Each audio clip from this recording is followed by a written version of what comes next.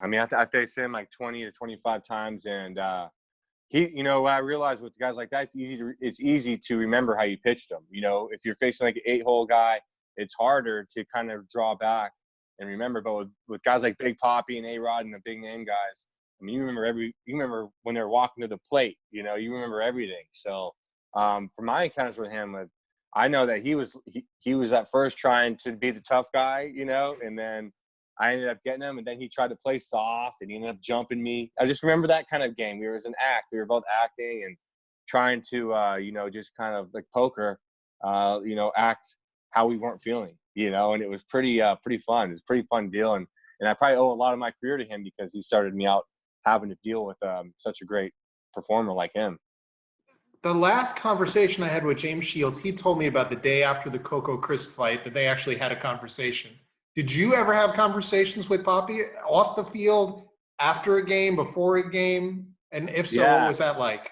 He was just a nice guy. So I'm a guy, I didn't want to talk to my opponents, and he was always trying to talk to you. He was wanting to get you. He's the guy that needed to talk because he wanted to know what you're thinking because he has to hit you. I don't want him to know because I'm holding the ball, and advantage always goes to the pitcher if that guy doesn't know you. I mean, the pitcher can really benefit from that. But he was, he was just too much of a sweetheart not to, and I was too excited to not talk to him.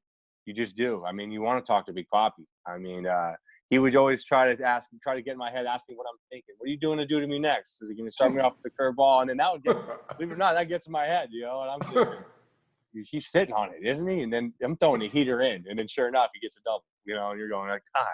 But I just remember it was always in fun times. We were always having a couple beers.